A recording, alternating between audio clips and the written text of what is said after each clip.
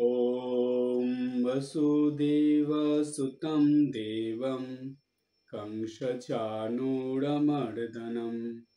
देवकी परमानन्दं कृष्णं वन्दे जगद्गुरुं मूकं करोति वाचालं पुङ्गुं लङ्घयते गिरिं यत्कृपातमहं वन्दे परमानंद माधवम। শ্রীমদ্ ভাগবত গীতার জ্ঞানযোগের 5 নম্বর শ্লোকটা নিয়ে আলোচনা হয়েছিল। গীতার এই ধারাবাহিক আলোচনা, এই আলোচনার বিশেষত্ব হলো শ্রী শ্রী ঠাকুর রামকৃষ্ণদেব, শ্রীমা সারদা দেবী, স্বামী বিবেকানন্দ এবং সেই সঙ্গে আরও মহাপুরুষদের বা সাধক সাধিকাদের জীবনের আলোকে এই গীতার নতুন ব্যাখ্যা। আমরা সেই ব্যাখ্যার মধ্যে আলোচনার মধ্যে যাব। তার আগে আমরা গত সপ্তাহে 5 নম্বর শ্লোকের যে আলোচনাটা হয়েছিল তার একটুখানি এখানে বলে নতুন আলোচনার মধ্যে যাব, অর্থাৎ 6 নম্বর শ্লোকটা আলোচনা করব। 5 নম্বর শ্লোকে ভগবান শ্রীকৃষ্ণ অর্জুনকে বলেছিলেন, অর্থাৎ অর্জুনের মাধ্যমে সমগ্র মানব জাতির উদ্দেশ্যে বলেছিলেন যে ভগবান সবকিছু জানেন, তার অজানা কিছু নেই। কিন্তু তারপরে অর্জুনকে বললেন কিন্তু তুমি জানো না, অর্থাৎ মানুষ এগুলো জানে না। জন্ম হয়, মৃত্যু হয়, মানুষের ওই এক জন্মের কথাই মনে থাকে। তাও এমনও দেখা যায় যে বেশিরভাগ মানুষেরই সেই ছোটবেলার কথা যত বড় হয় ধীরে ধীরে ছোটবেলার কথাও মনে থাকে না। তো এক জন্মের কথাই মানুষের মনে থাকে না ঠিক করে, তো আগের জন্মের কথা কি করে মনে থাকবে? 2 ধরনের মানুষ আছে আমি বলেছিলাম যাদের আগের জন্মের কথা মনে থাকে। ঠিক এই জন্মের আগের জন্মের কথা যাদের মনে থাকে তাদের বলা হয় জাতিস্বর। তারা আগের জন্মের কি ছিল না ছিল সব বলে দিতে পারে। আর বলেছিলাম আর এক রকমের যোগী আছেন, তারা যোগের মাধ্যমে বেশ এই জন্মের 2-3 জন্ম আগে কি জন্ম হয়েছিল, কিভাবে জীবনযাপন করা হয়েছিল সেগুলো সব বলে দিতে পারে। নিজেরটাও বলতে পারেন এবং অপরেরটাও বলতে পারেন। কিন্তু এদের সংখ্যা খুব কম, খুব রেয়ার, বলে না কোটিতে গুটি। এটা সহজে এদেরকে পাওয়া যায় না বা এরকম দেখা যায় না, সেটা ব্যতিক্রমী একটা ব্যাপার।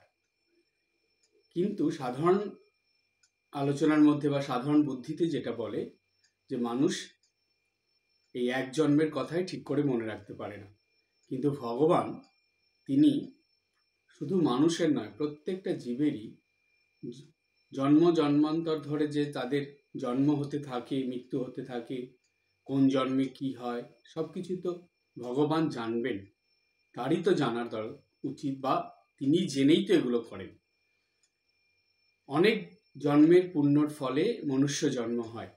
তাহলে এর আগের জন্মগুলোতে সে কি করেছিল না করেছিল, তার দ্বারা কি পুণ্য হয়েছে, সেগুলো সব ভগবান জেনেছিলেন বলেই তো সেই পুণ্যের ফল হিসাবে এই মনুষ্য জন্ম ভগবান দিয়েছে। তো সুতরাং এই জন্ম যে হয়েছে, এই জন্মে যা হচ্ছে সেই কর্মফল অনুযায়ী আবার পরের জন্ম হয়। তো সেই কারণে বলা হয় যে মানুষের জন্ম নির্ধারিত হয় তার কর্মের দ্বারা। মানুষ যেমন যেমন কর্ম করে সেই কর্মের দ্বারা তার জন্ম নির্ধারিত হয়। আর এই মনুষ্য জন্মটা শ্রেষ্ঠ জন্ম কেন জানেন? তার কারণ অন্য যে কোনো জন্মে দেখুন নিচু স্তরের যারা পশু পাখি জীবজন্তু আছে, এদের জীবন ঠিক একইভাবে কেটে যায়। অর্থাৎ এদের জন্ম থেকে মৃত্যু পর্যন্ত একই রকম কর্মের দ্বারা জীবন যাপন করে এরা। তার মধ্যে 3টে প্রধান, সেটা কি কি? খাওয়া, ঘুমানো এবং তাদের বংশ বিস্তার করা। এই তিনটে প্রত্যেক জীবজন্তু পশু পাখির মধ্যে থাকে। এবার বলছে যে মানুষের দিকে তাকালে দেখা যায় এই তিনটে কিন্তু মানুষের মধ্যে আছে, প্রত্যেক জীবের মধ্যে এটা থাকবে। কিন্তু তবুও মানুষকে কেন শ্রেষ্ঠ জীব বলা হলো? মানুষের বিশেষত্বটা কি? একটা কিছু তো বিশেষত্ব আছে যার জন্য মানুষকে শ্রেষ্ঠ জীব বলা হচ্ছে, শ্রেষ্ঠ জন্ম বলা হচ্ছে এই মনুষ্য জন্মটাকে। কেন, কি বিশেষত্ব? সেই বিশেষত্বটা হলো যে একমাত্র মানুষই পারে নতুন কর্ম করতে। অর্থাৎ জন্মের থেকে মৃত্যু পর্যন্ত মানুষের কর্ম যেটা নির্ধারিত থাকে, সেটা ছাড়াও আরো নতুন নতুন কর্ম মানুষ করতে পারে। এই শক্তিটা মানুষের মধ্যে ভগবান দিয়েছেন, যেটা আর কোনো জীবজন্তুর মধ্যে, পশু পাখির মধ্যে ভগবান দেননি, শুধু মানুষের মধ্যেই দিয়েছেন। এই একটা বিশেষত্ব। আর একটা বিশেষত্ব আছে, সেটা কি? সেটা ঠাকুর স্বয়ং ভগবান অবতার হয়ে এসে বলে দিলেন। ঠাকুর শ্রী রামকৃষ্ণদেব তিনি বললেন, মানুষ কি কম গা ঈশ্বর চিন্তা করতে পারে। অর্থাৎ তিনি বুঝিয়ে দিলেন, ভগবান স্বয়ং বলে দিলেন যে মানুষের মধ্যে আর একটা খুবই প্রধান গুণ আছে বা বৈশিষ্ট্য আছে, সেটা হলো যে একমাত্র মানুষই ঈশ্বর চিন্তা করতে পারে, অর্থাৎ ভগবানের চিন্তা করতে পারে। আর কোনো জীবজন্তু পশু পাখি এটা করতে পারে না।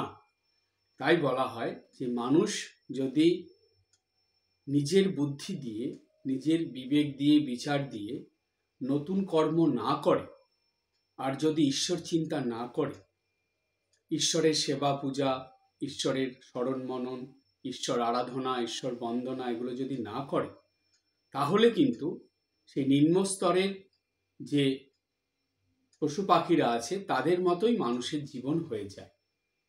তাই মানুষকে জীবনে এই যে বিশেষ গুণ যেটা ভগবান দিয়েছেন মানুষের মধ্যে, সেটাকে কাজে লাগাতে হয়, তবেই তো মানুষ শ্রেষ্ঠ জীব হিসাবে পরিণত হয়। আর এই কর্ম যখন মানুষ করে, এই নতুন কর্ম যখন মানুষ করে, তখন মানুষের জীবনে উন্নতি আসে। আর এই উন্নতির মূলে আর একটা গুণ মানুষের মধ্যে আছে। সেইটা কি? সেটা হলো মানুষ যেহেতু শ্রেষ্ঠ জীব, তাই তার এটা গুণ নয়, এটাকে বলা হয় তার কর্তব্য কর্মের মধ্যে পড়ে। কি সেটা?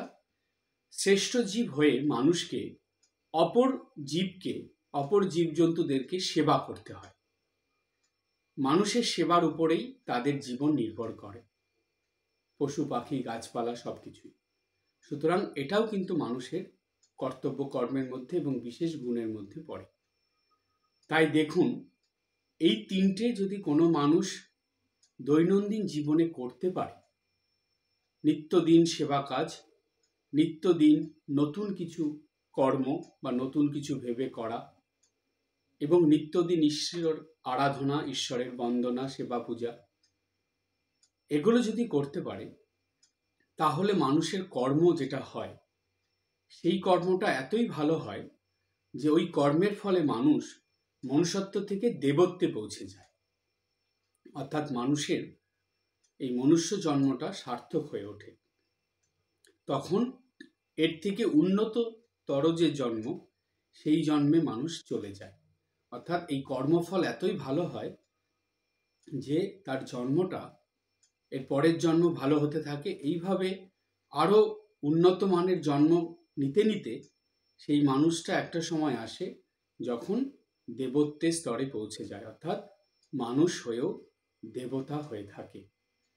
স্বামীজি বললেন, এই কর্মের দ্বারাই যত দেবতার নাম আমরা জানি, ইন্দ্র, বরুণ, সূর্য, যা যা জানি, হচ্ছে এগুলো সবাই, এরা এই কর্মের দ্বারাই এই দেবত্ব প্রাপ্ত হয়েছে বা এই দেবত্বের স্থান তারা পেয়েছে। যখন এই কর্মের পুণ্যফল তাদের নষ্ট হয়ে যাবে, অর্থাৎ শেষ হয়ে যাবে, তখন তাদেরকে আবার এই মর্তলোকে, এই মনুষ্য লোকে জন্মগ্রহণ করতে হবে। কেন? এই মনুষ্য লোকটাকে বলা হয় কর্মভূমি।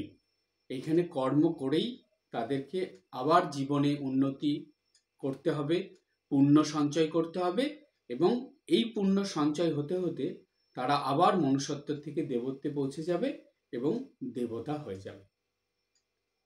তাই স্বামীজির এই কথাটা আমরা যাতে সব সময় মনে রাখি, যে স্বামীজি বলছেন, ছিলে পশু, হয়েছ মানুষ, হতে হবে দেবতা।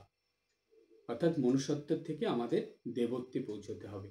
আর তার জন্য এই 3টে কর্ম নিত্যদিন প্রত্যেকটা মানুষের করা উচিত। আবার বলি, প্রথম হলো নিত্যদিন কর্তব্য কর্ম করে সেই সঙ্গে নতুন কিছু করা, নতুন চিন্তা ভাবনা নিয়ে নতুন কিছু করা। সে যার যেটার প্রতি ভালো লাগা আছে, ভালোবাসা আছে, সেইভাবে। কেউ গান ভালোবাসে, সে গানের দিকে উন্নতি করে, এই যে যেমন যারা আছে, অনেকে গান লেখে, গান সুর দেয়, গান করে, এটা নতুন কিছু সে করছে। যারা কবিতা লিখছে, নতুন কিছু করছে। কারো দেখা যাচ্ছে যে রান্নার কাজে খুব তার ইন্টারেস্ট আছে, সে নতুন নতুন খুব সুন্দর সুন্দর রান্না করে অপর মানুষদেরকে খাওয়াচ্ছে, অপরকে আনন্দ দিচ্ছে। অর্থাৎ আপনার এই নতুন কাজটা এমন হবে যেটা অপরেরকে আনন্দ দান করবে এবং অপরের উপকার করবে। এই রকম নতুন নতুন কাজ বা নতুন নতুন চিন্তা ভাবনা দিয়ে নতুন কর্ম করতে হবে। এই কর্মটা নিত্যদিনের জীবনে যে যেভাবে সম্ভব সেভাবে করবে, কিন্তু করতে হবে। মানুষ চেষ্টা করলেই পারবে, কেননা এই শক্তি, এই ক্ষমতা তো ভগবান দিয়েছেন। তাই প্রত্যেকটা মানুষের মধ্যে নতুন কিছু করার শক্তি, ক্ষমতা আছে। দ্বিতীয় যেটা করতে হবে, অপর জীবজন্তু, পশু পাখি, গাছপালার নিত্যদিন কিছু না কিছু সেবা করতে হবে। এই ক্ষমতাও মানুষের মধ্যে ভগবান দিয়েছেন এবং এই কাজটা করলে ভগবান খুব খুশি হন। তার সৃষ্টির অপর জীবদের, অপর প্রাণীদের সেবা কাজ করে দিলে ভগবান খুব খুশি হন, যে তার শ্রেষ্ঠ জীব মানুষ, তার মানুষের উপর নির্ভর করে যেই সব জীবজন্তুরা, পশু পাখিরা, গাছপালা আছে, তাদেরকে তারা সেবা করছে, এতে ভগবান খুশি হয়ে যান। দ্বিতীয়। আর তৃতীয় হলো, নিত্যদিন ভগবানের কাছে প্রার্থনা করলে, তার নাম জপ করলে, তার পূজা করলে, তার বন্দনা করলে, আরাধনা করলে ভগবান খুব খুশি হন। তাহলে এই 3টে কাজ কিন্তু মানুষকে অন্য সব কিছু করার সঙ্গে সঙ্গে নিত্যদিন এই 3টে কাজ করতেই হয়। আর এর দ্বারাই মানুষের জীবনে ক্রমাগত উন্নতি আসে এবং সে এই কর্মের ফলেই পুণ্য সঞ্চয় করে। আর ধীরে ধীরেই পুণ্য সঞ্চয় হতে হতে সে এর পরের জন্মে আরো ভালো জন্ম প্রাপ্ত হয়। এইভাবে মনুষ্যত্বের থেকে দেবত্বের স্তরে উন্নীত হয় এবং দেবত্বে পৌঁছে যায়। এই হলো মানুষের জন্মের কথা, যেটা ভগবান জানেন, কিন্তু অপর মানুষরা জানতে পারে না। তাই ভগবানের সব কিছু জানা, কিন্তু ভগবান কিভাবে সেটা নির্ধারণ করেন? সেটা নির্ধারণ করেন সেই জন্মে সে কি কর্ম করলো, সেই কর্মটার উপরেই তার পরের জন্ম নির্ধারিত হয়। এইবার যে প্রসঙ্গটা আসছে যে অর্জুন জানে না, এটা ঠিকই, মানুষ তো জানবেই না। এই কথা বলার পরে ভগবান আর একটা কথা অর্জুনকে বললেন। কি বললেন? সেই কথাটা আমরা 6 নম্বর শ্লোকের মধ্যে পাব। সেই আলোচনায় আসছি। ভগবান অর্জুনকে বলছেন, অজ ওপি সন অব্যয়াত্মা ভূতানাম ঈশ্বর ওপি সন প্রকৃতিম সাম অধিষ্ঠায় সম্ভবামি আত্মমায়া। খুব সুন্দর একটা কথা বললেন। এটা আমরা সহজ মানেটা আগে বুঝে নিই, তারপরে গভীর অর্থের মধ্যে যাব, গভীর আলোচনার মধ্যে যাব। বললেন, অজ ওপি সন অব্যয়াত্মা ভূতানাম ঈশ্বর ওপি সন। বলছে আমি জন্ম শূন্য, মানে জন্মরহিত, অবিনশ্বর এবং ভূত সকলের অর্থাৎ প্রাণী সকলের ঈশ্বর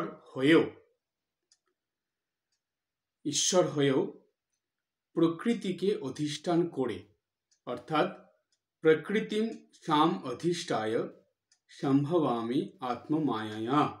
প্রকৃতিকে অধিষ্ঠান করে, অর্থাৎ নিজের মায়া শক্তিকে আশ্রয় করে জন্মগ্রহণ করি বা অবতীর্ণ হই।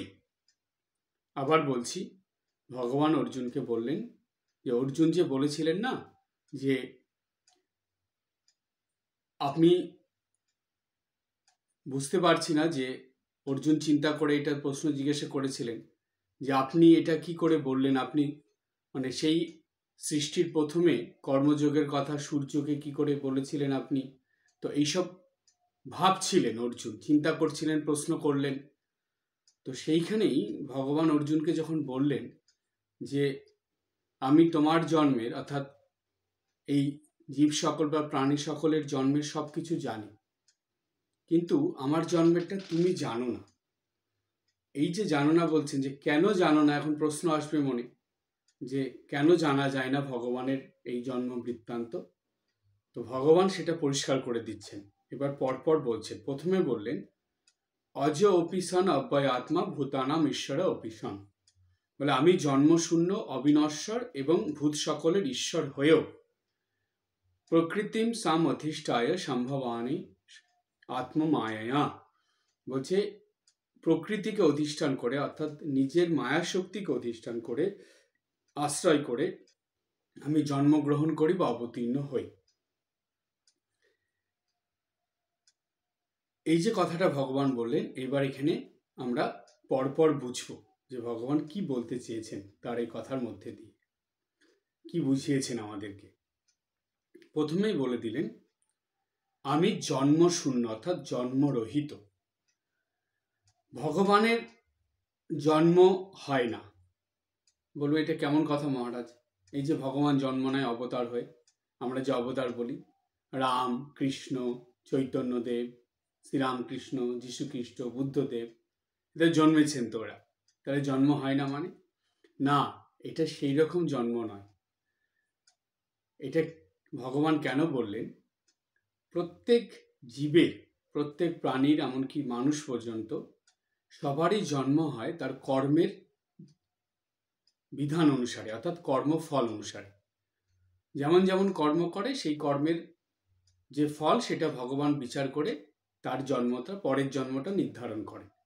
তো এইভাবে জন্ম হতে থাকে, জন্ম হতে হতে মনুষ্য জন্ম হলো, তারপরেও জন্ম হতে থাকে।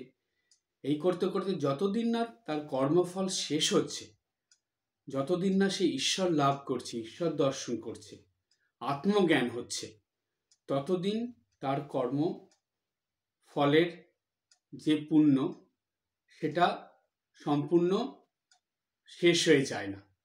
ঈশ্বর দর্শন করলে আর কর্মফল থাকে না।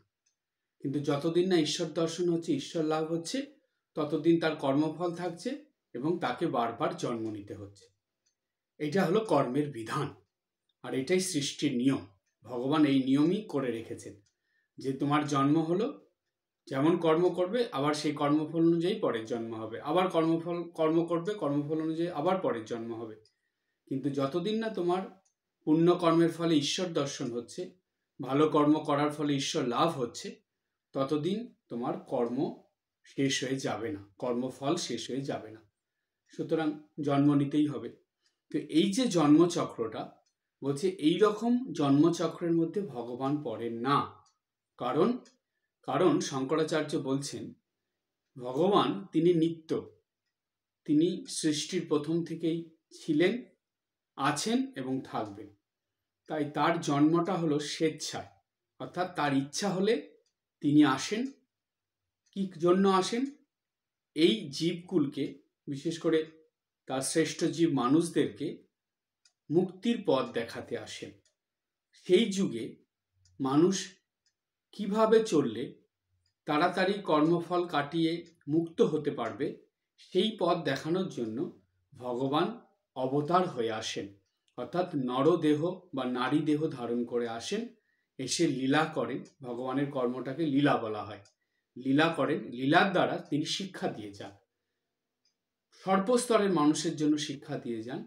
সেই শিক্ষা থেকে যায়, তিনি চলে যান, তার কাজ শেষ হয়ে গেলে তার ইচ্ছা, তিনি যখন বোঝেন যে না এখন আর আমাকে এই মর্তলোকে থাকতে হবে না, আমাকে ফিরে গেলেই হবে, তখন তিনি স্বেচ্ছায় আবার মৃত্যুবরণ করেন। স্বেচ্ছায় জন্মগ্রহণ করেন, স্বেচ্ছায় মৃত্যুবরণ করেন। আর যেগুলো রেখে যান তিনি, তার সেই কথা, তার সেই কর্ম, তার সেই লীলা দ্বারা শিক্ষা, এগুলো সব মানুষের কেমনভাবে মঙ্গল করে? বলছে স্মরণ মনন করলে মঙ্গল করে, নিজের জীবনে নিত্যদিন পালন করলে মঙ্গল করে, এবং সেইগুলো ভেবে সেই ভগবানের কথা মেনে দৈনন্দিন জীবনে চলতে পারলেই সেটা মঙ্গল করে। তার মানে ঠাকুর বলছেন না, মিশ্রির রুটি তুমি আর করেই খাও আর সোজা করেই খাও, সেটা মিষ্টি লাগে। ঠিক তেমনি ভগবানের লীলা, ভগবানের কথা, ভগবানের কর্ম, সেই জন্ম থেকে মৃত্যু পর্যন্ত সব কিছু স্মরণ মনন করলে, তার কথাগুলো মেনে চললে, তার পূজা করলে, তার সেবা করলে, আরাধনা করলে, সাধনা করলে, বন্দনা করলে, সব স্তবস্তুতি করলে, প্রার্থনা করলে, জপ করলে, সবভাবেই উপকার হয়, মঙ্গল হয়, সবভাবেই সেটা মানুষকে এই শুভ কর্মের দিকে নিয়ে যায়। সেই জন্যই ভগবান এসে এই রকম লীলা করে যান, সেই যুগের মানুষের মঙ্গলের জন্য, কল্যাণের জন্য। তাই বলছে যে ভগবানের এই জন্মটা সাধারণ যে জন্মচক্র তার মধ্যে পড়ে না, তাই তিনি স্বেচ্ছায় জন্মগ্রহণ করেন। সেই জন্যই শাস্ত্রে বলা হচ্ছে যে তিনি হলেন, ভগবান হলেন জন্মশূন্য, ঈশ্বর হলেন জন্মরহিত, তার জন্ম নেই। আমাদের যেমন জন্ম হয়, মৃত্যু হয়, আবার জন্ম হয়, মৃত্যু হয়, ভগবানের সেটা নেই। এরপরে দ্বিতীয়তে বললেন তিনি অবিনশ্বর। অবিনশ্বর মানে তিনি, তার কখনো বিনাশ নেই। ভগবান ছিলেন বলেই তো সমস্ত সৃষ্টি হয়েছে, তিনি সৃষ্টি করেছেন, সৃষ্টি করে এইবার সবার একটা সময় বেঁধে দিয়েছেন। এইটা সৃষ্টি হলো, এতদিন থাকবে, সে বিনাশ হয়ে যাবে, আবার সৃষ্টি হবে, আবার এতদিন থাকবে, বিনাশ হয়ে যাবে। তো অর্থাৎ যারই জন্ম হবে তারই মৃত্যু হবে, জন্মিলে মরিতে হবে, অমরকে কোথা পাবে। সুতরাং সেই ছোট ছোট পশু পাখি, জীবজন্তু, গাছপালা, পোকামাকড় থেকে শুরু করে মানুষ পর্যন্ত জন্ম আছে, এবং জন্মের থাকলেই তার মৃত্যু হবে, অর্থাৎ বিনাশ হবে। তাকে এই পৃথিবী থেকে চলে যেতে হবে, আবার আসবে, জন্ম নেবে, আবার যাবে, এটা চলতেই থাকবে। এইবার প্রশ্ন হলো, তাহলে জড় যেগুলো, এগুলো তো জীব বা প্রাণীকুলের হলো, কিন্তু যারা জড়, যেমন গাছ, যেমন পাহাড় আছে, তারপরে নদী আছে, মাটি আছে, আর যা কিছু আমরা দেখি যেগুলো জড় পদার্থ, তাদের বলছে তাদেরও আছে, তারাও তো সৃষ্টি হয়েছে, এবং সৃষ্টি হয়েছে বলেই ধীরে ধীরে তারাও আস্তে আস্তে ক্ষয়ের দিকে যাচ্ছে, বিনাশপ্রাপ্ত হওয়ার দিকে যাচ্ছে। দেখবেন স্বাভাবিকভাবে আপনারা ঘরে যেসব জিনিসপত্র আছে, যেগুলো রাখা হয়, কোনো একটা জিনিসকে আপনারা একটা জায়গায় রেখে দেবেন, সেটা দীর্ঘদিন ব্যবহার করবেন না, দেখবেন তো তারপরে কয়েক বছর পরে সেটা যখন ব্যবহার করতে যাবেন, দেখবেন সেটা 50%-এর উপরে, প্রায় 70%, 80% নষ্ট হয়ে গেছে। অর্থাৎ ওগুলো ধীরে ধীরে ক্ষয়প্রাপ্ত হয়। যা কিছু বলুন, দেখবেন এই সম্পর্কে একটা খুব শিক্ষণীয় বা মজার কথা বলি আপনাদের। অনেক মানুষের দেখবেন, বেশিরভাগই বাজার করতে ভালোবাসে, অনেক কিছু কিনে নিয়ে এসে ঘরে রাখে। কারো জামা কাপড় কেনার খুব স্বভাব থাকে, তার শখ থাকে, কারো জুতো কেনার শখ থাকে, অনেক জুতো কিনে রাখে, কারো জামা কাপড়, কারো ঘড়ি, কারো হয়তো আসবাবপত্র, এইরকম মানুষের মধ্যে দেখবেন বিচিত্র স্বভাবে দেখা যায়। তো তারা কিনে এনে এনে ঘরে রাখে। এবার এই যে রেখে দেয়, তারা ভাবে যে না, এটা থাক, পরে পরবো, রেখে দিয়ে দিয়ে কি হয়, তারা এটা বুঝতে পারে না যে দীর্ঘদিন পরে থেকে সেই জিনিসটা আস্তে আস্তে নষ্ট হয়ে যায়। সেটা আপনি আলমারিতেই রাখুন, সিন্দুকে রাখুন, তারপরে ঘরে অন্য কোথাও রাখুন, যেখানেই রাখুন না কেন, সেটা ব্যবহার না হলে ওই থেকেই সেগুলো যতই যত্ন করে রাখুন না কেন, সেগুলো ধীরে ধীরে নষ্ট হয়ে যায়। এই জন্য দেখা যায় যে অনেক দিন পর সেটা ব্যবহার করতে গেলে সেটা আর ভালো থাকে না। তো সেই কারণে এই শিক্ষাটা হলো এই যে জীবনে চলার পথে বা দৈনন্দিন জীবনে চলতে গেলে জীবনযাপনের জন্য ঠিক যেগুলো যেগুলো প্রয়োজন দরকার সেইটুকুই নিয়ে মানুষকে চলতে হয়, জমিয়ে রাখা বা সঞ্চয় করার দিকে যেতে নেই। অন্তত জিনিসপত্রগুলো আর কি, যেগুলো যেগুলো বললাম, তো প্রয়োজনের অতিরিক্ত হলেই সেটা নষ্ট হয়ে যায়। তো সেই কারণেই বলা হয় যে এই যে জড় পদার্থ থেকে শুরু করে জীবজন্তু পশু পাখি সবারই এদের জন্ম হয়, মৃত্যু হয়, অর্থাৎ কিছুদিন থাকে তারপরে বিনাশ হয়ে যায়। তাই বলছে কিন্তু ভগবানের এইসব নেই, ঈশ্বরের এগুলো নেই, তার জন্মই নেই, মৃত্যু নেই, তার তো ইচ্ছার উপরে তিনি সব সময় আছেন। তাই তো ঠাকুর বললেন যে এই জগতে একমাত্র নিত্য হলো ঈশ্বর, ঈশ্বরই নিত্য আর সব অনিত্য। দেখবেন ঠাকুর এই কথাটা কথামৃতে অনেক জায়গায় বলেছেন, একই কথা বারবার বলেছেন যে ঈশ্বর নিত্য বা ভগবান নিত্য আর সব অনিত্য। এই অনিত্য মানে কি বুঝিয়েছেন ঠাকুর? অনিত্য মানে বুঝিয়েছেন যে এগুলো কিছু সময়ের জন্য সৃষ্টি হচ্ছে, আবার বিনাশ হয়ে যাবে, কোনো কিছুই থাকবে না জগতে, সবই একটা সময় পর্যন্ত। কিন্তু ভগবান সৃষ্টির প্রথম থেকেই ছিলেন, এখনো আছেন, পরেও থাকবেন, তিনি একমাত্র থাকেন। কেননা তিনি না থাকলে তো সৃষ্টি থাকবে না, জন্মই হবে না, কারো জন্মও হবে না, মৃত্যুও হবে না। সেই কারণে ঈশ্বর হলেন অবিনশ্বর। এবার তৃতীয়তে বলছে যে তিনি হলেন ভূত সকলের, অর্থাৎ জীবকুলের বা প্রাণীকুলের ঈশ্বর। এইখানে আমাদের একটু বুঝতে হবে একটা কথা, এই যে সর্বভূতে ভগবান আছেন, সর্বভূতের ঈশ্বর তিনি, এই ঈশ্বর কথার মানে কি জানেন? ঈশ্বর কথার মানে হলো নিয়ামক। নিয়ামক অর্থাৎ যিনি নিয়ন্ত্রণ করেন, যিনি চালনা করেন। তার মানে ঈশ্বর সমস্ত জীবকুলকে, প্রাণীদেরকে, এমনকি এই সৃষ্টিকে তিনি চালনা করছেন। তার ইশারাতে, তার ইচ্ছাতেই এই জগৎ চলছে, প্রত্যেকে জগতের সবকিছুই চলছে তার ইচ্ছাতে। তাই দেখবেন ঠাকুরও বলেছেন এই কথা, এবং শ্রীমা সারদা দেবীর কথাতেও এটা আছে যে তার ইচ্ছা ছাড়া, তার মানে হলো ঈশ্বরের, তার ইচ্ছা ছাড়া গাছের একটা পাতাও নড়ে না, অর্থাৎ ভগবানের ইচ্ছা ছাড়া কোনো কিছু হয় না বা হওয়া সম্ভব নয়, কথাটার মানেই। তার মানে এই কথা শোনার পর মনে একটা প্রশ্ন আসে যে ভালো যখন কিছু হচ্ছে আমরা ভাবছি যে না ভগবানের ইচ্ছাতে হচ্ছে, তাহলে খারাপ কিছু হচ্ছে সেটাও ভগবানের ইচ্ছাতে হচ্ছে? তখন বলা হয় যে হ্যাঁ, যেটা যা যা হচ্ছে ভগবানের ইচ্ছাতেই হচ্ছে। খারাপ যেটা হচ্ছে আমরা আমাদের চোখে সেটা খারাপ লাগছে, আমরা সেটাকে খারাপ ভাবছি, কিন্তু এর পিছনে যে ভালো কিছু নেই সেটা তো আমরা জানি না, সেটা ভগবান জানেন। তাই তার সৃষ্টি তিনি কিভাবে চালাবেন সেটা তিনি জানেন।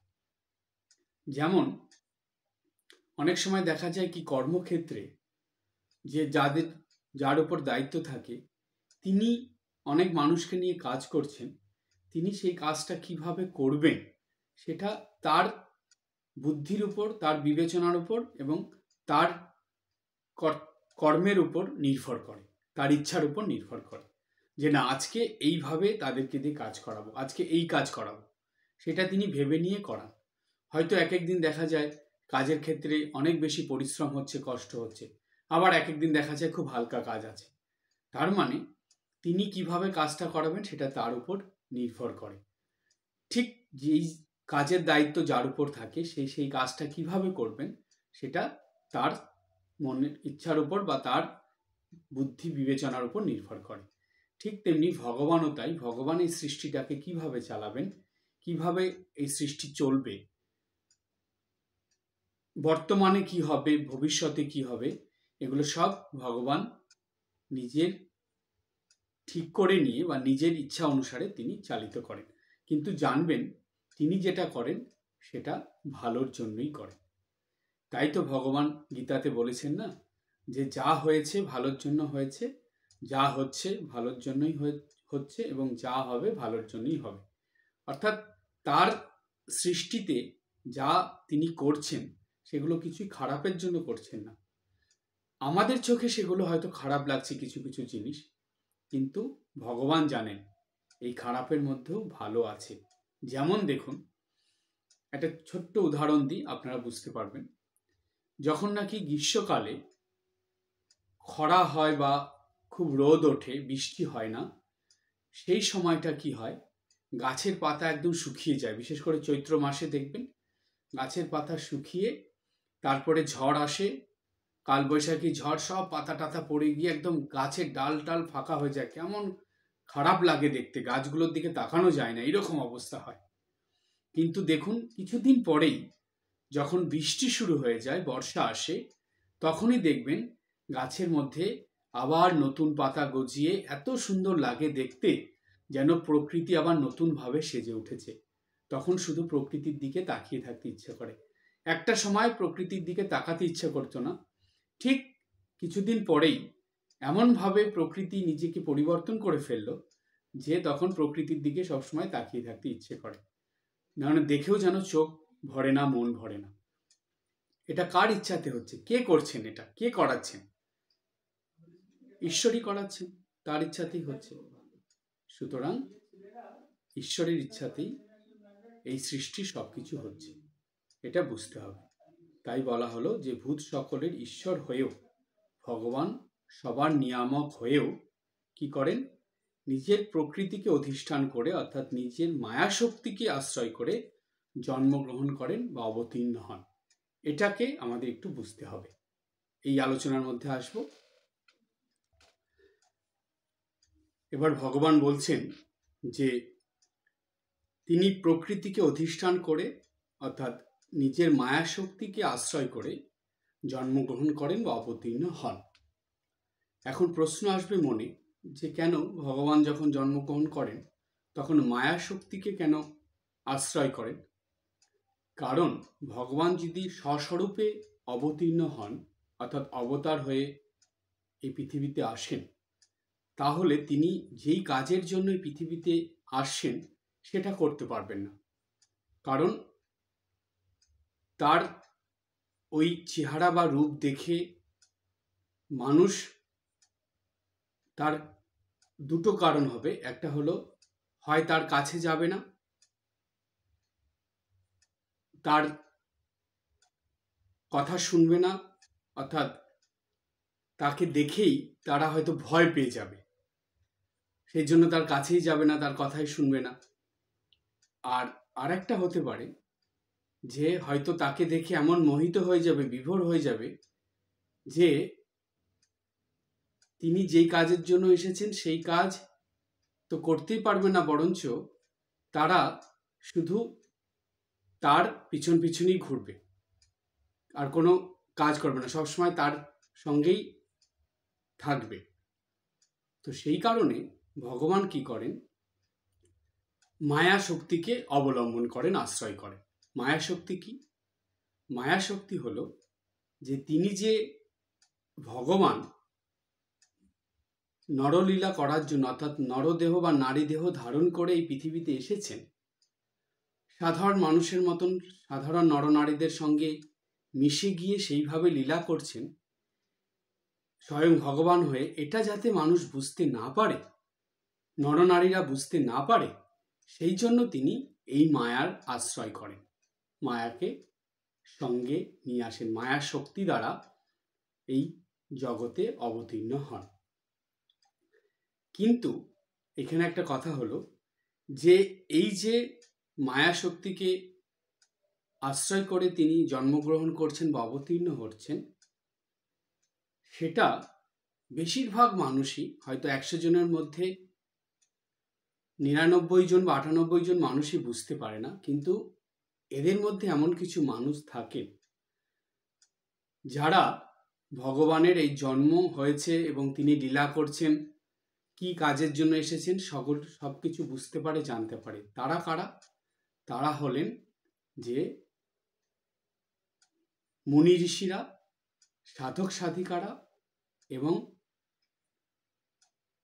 মহাত্মাগণ বা মহাপুরুষগণ, যারা ঈশ্বরের সাধনা করে, ঈশ্বরের লীলা চিন্তা করে, ঈশ্বরের আরাধনা করেই তার মধ্যেই ডুবে থাকেন, সেটা নিয়েই তাদের জীবন কাটান, তারা কিন্তু এই ভগবান অবতীর্ণ হওয়ার থেকে, ভগবানের লীলা থেকে শুরু করে সব কিছু বুঝতে পারেন, জানতে পারেন, এবং ভগবানও সেটা জানেন যে ইনার কাছে কিছু অজানা নয়, ইনি সব জানেন।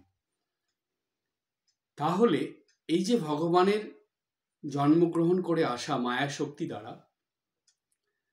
মায়া শক্তিকে আশ্রয় করে অবলম্বন করে জন্মগ্রহণ করা সাধারণ নর বা নারী হয়ে, তা সেটা মানুষ যখন বুঝতে পারে না, কিন্তু তার কাছে গেলে তাদের ভালো লাগে, তার কথা তারা শোনে, তার কথা শুনে চলে, তারা যেমন যেমন বলে সেইভাবে করে, সবার উপরে যেন তার একটা আলাদা শক্তি কাজ করে। এইটা কি বলছে? এটা হলো ভগবান যে এসেছেন তার যে বিশেষ শক্তি আছে, সে যে সাধারণ মানুষ নন, তিনি যে অসাধারণ, সেই অসাধারণের হয়ে তো সাধারণের মতন আছেন, কিন্তু তার শক্তিটা কমে যায়নি, তার শক্তিটা কিন্তু তার সঙ্গে থাকে, সেই শক্তি দ্বারাই তিনি কাজ করেন।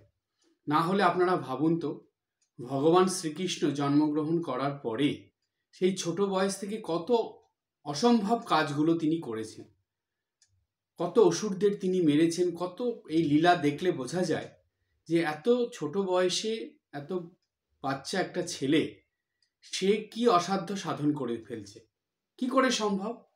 এটা সাধারণ কোনো ছেলে হলে, বাচ্চা হলে সম্ভব হতো? সম্ভব হতো না। ভগবান বলেই ওনার দ্বারা সম্ভব হয়েছে।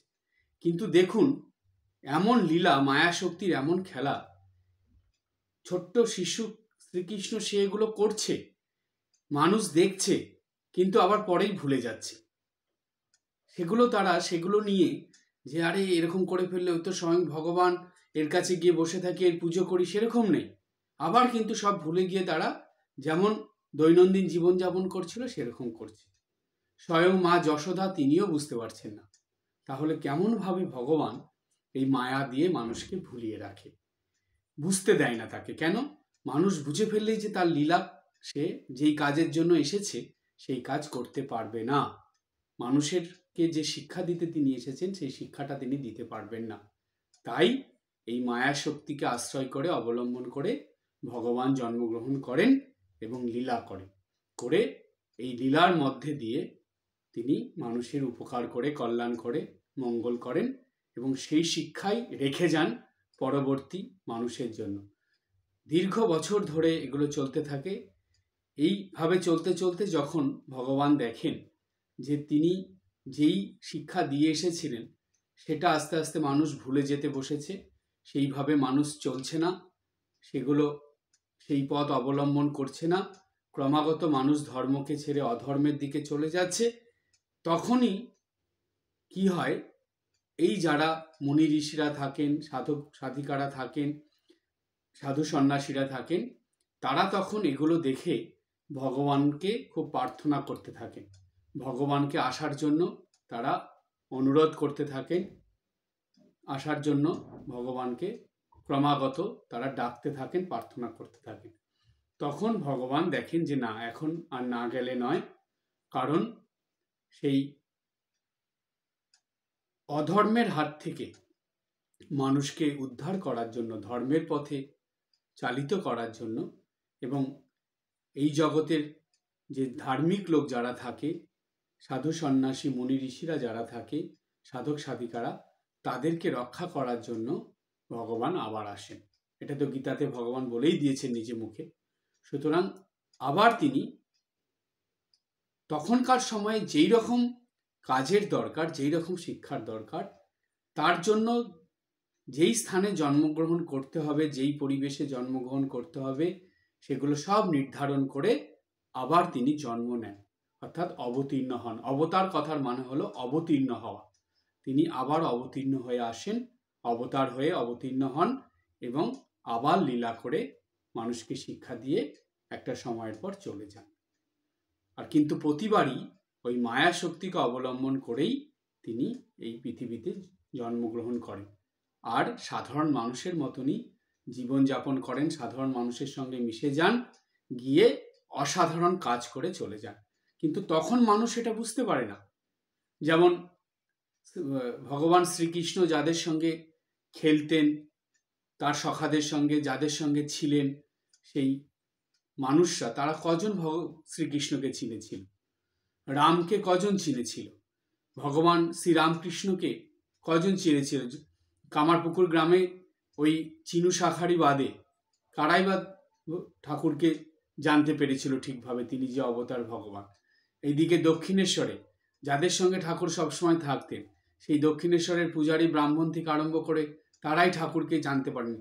স্বয়ং ঠাকুরের নিজের দাদা সেও বুঝতে পারেনি ঠাকুরকে। তো সুতরাং এই ভগবানের এই মায়া শক্তির জন্য নিজের কাছের লোকরাই তাকে বুঝতে পারে না, তিনি বুঝতে দেন না। এই মায়ার দ্বারা তাদেরকে আচ্ছন্ন করে রাখেন, কারণ বুঝে নিলেই তার লীলা করা যাবে না। সেই কারণে ভগবান এইভাবে আসেন এবং লীলা করেন। তাই এইখানে ভগবান বললেন যে প্রকৃতিং সাম অধিষ্ঠায় সম্ভবামি আত্মমায়া, প্রকৃতিকে আশ্রয় করে আমি কি করি, অবতীর্ণ হই বা জন্মগ্রহণ করি, করে এই লীলা করে চলে যাই।